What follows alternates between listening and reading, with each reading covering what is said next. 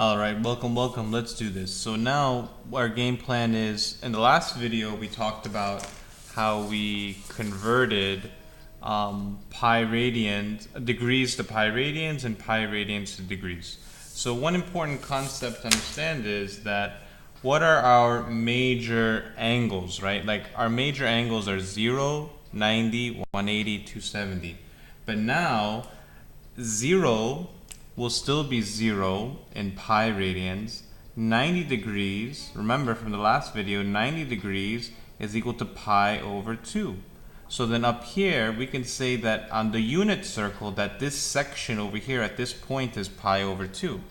We say at this area, it'll be pi because 180 degrees is equal to pi. And over here, 270 degrees is equal to 3 pi over 2, and we showed that in the last video. So here, when we talked about, sine of 0 is 0, then sine of 90 is 1, then sine of 180 is 0, you're just going around the circle, and this is happening with the sine function. The same thing is happening over here for sine of x, but in terms of pi radians. So here we start off at 0, but then what's the next one? Instead of 90 degrees, we could just say that this is pi over 2, and that instead of 180 degrees like we have over here, we could say pi. Instead of 270 degrees, we could say 3 pi over 2, and instead of 360 degrees, we could say 2 pi. So if we were to just graph this for the sine and cosine functions, they will be exactly the same. Okay? They will be exactly the same. So here, instead of degrees, we're just going to graph this in pi radians so that it'll look just like this. So this is up in the middle, up, middle, down, middle. And this is our graph, right? Okay? What about cosine x? Same idea. Up, middle, down, up, middle, down, middle, up. Umdamu. So this will be this over here.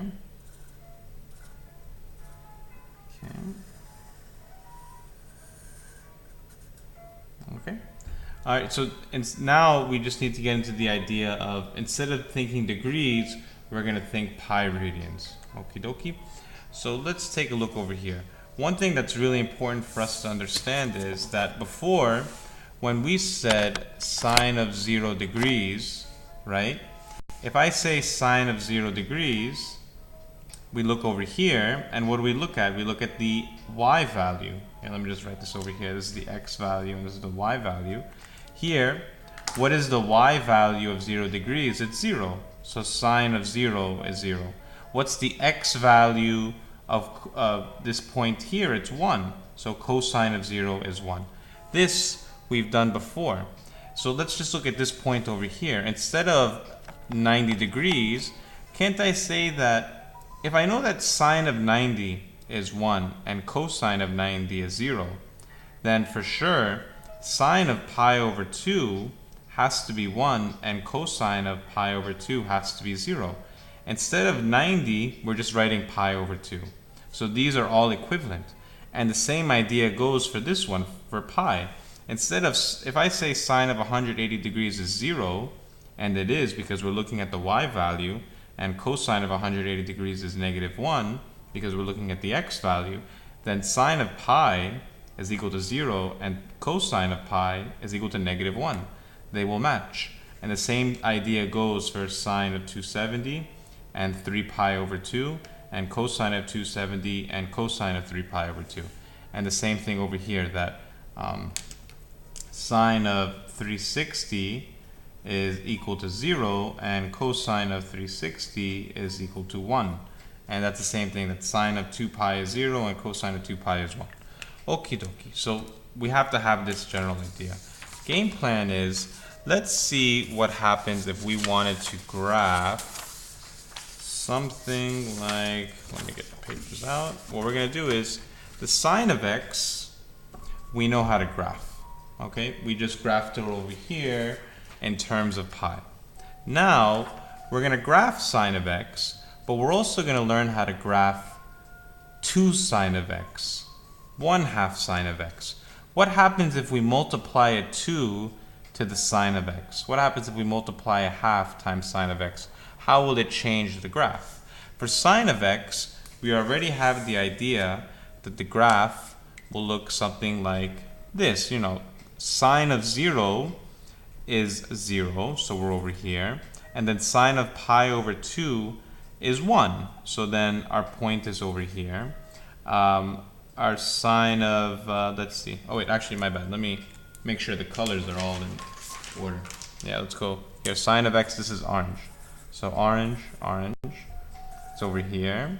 And then what about sine of 3 pi over 2? It's 1, so it should be over here, and it's over here. So this is our sine function. Okay.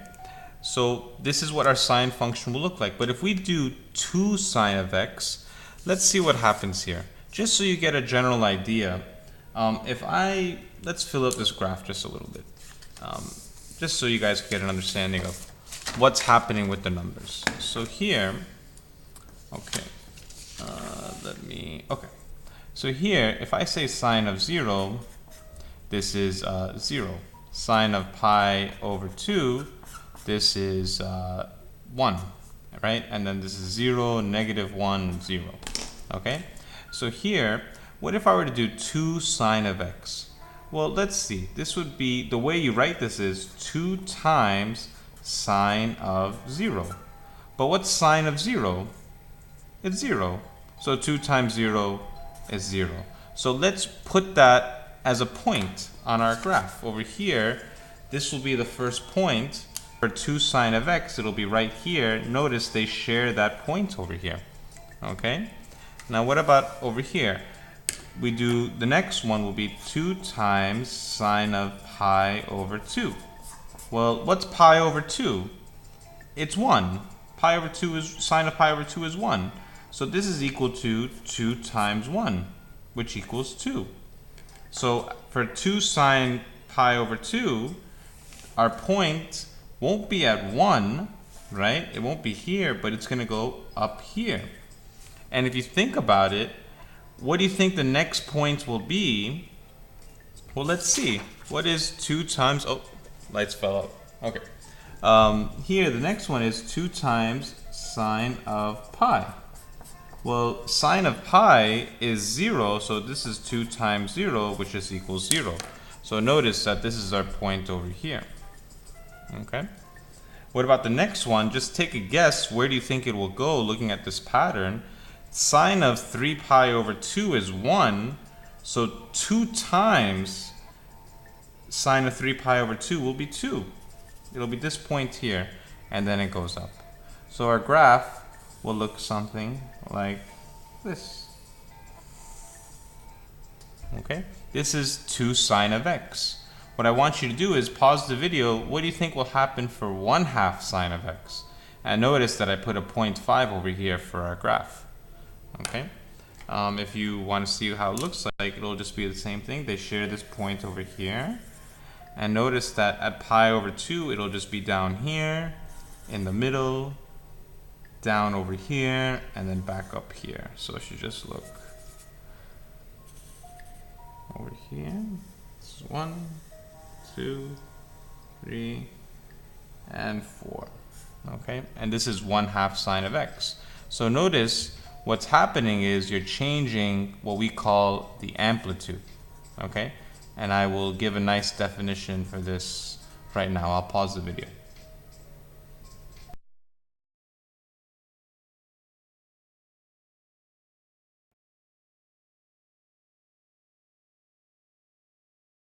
Right here. So amplitude is half the distance from the max point to the min point. So what on earth does that mean? Here, if we look at, let's look at sine of x. Let's look at our original sine function. Where is this color? Okay. Wait, where's my pen? Ah, yeah, okay. Okay, so here, let's look at definition. Definition says half the distance from the max point to the min point. Well, for the sine of x, it's this orange, right? It's just this orange over here. What is our max point for the orange? It's at 1, right? It's at 1 over here. And what's the midpoint? It's at, oh, this should be negative. Oh, sorry. This should be negative 1. The midpoint is negative 1. So if I were to draw this line over here, what is the distance from here to here? Well, that's 2. And half that distance is just 1. So the amplitude for sine of x is just 1. What about the amplitude for 2 sine of x? Well, what's the max point? It's 2, and the midpoint is negative 2. What's the difference between 2 and negative 2? What's this difference? It should be 4. But 1/2 of 4 is 2. So the amplitude is 2. Basically, it's always the a part of some sine of x or cosine of x. This part on the left side tells you how high up the function will go up or how low will it go. So here, this is always standard, which is the orange sine of x. What 2 sine of x does, it jumps it up to, while the 1/2 sine of x brings it down. And notice that they all hit these points because sine of pi and sine of 2 pi is 0. So it brings everything back down to 0. But then they fluctuate over here. Okay? Hopefully this was pretty nice and straightforward. What I'd like you to do is, just to get a good feel, you see, from the interval from 0 to 2 pi. Interval just means, you know, from this point to this point, you see, we have 0, pi over 2, 0, pi over 2, pi, 3 pi over 2, 2 pi. Graph cosine x, 2 cosine x, and 1/2 cosine x. Change the interval for make sure you structure your y-axis right, and graph the function and get a good feel for it. Okay, I'll see you.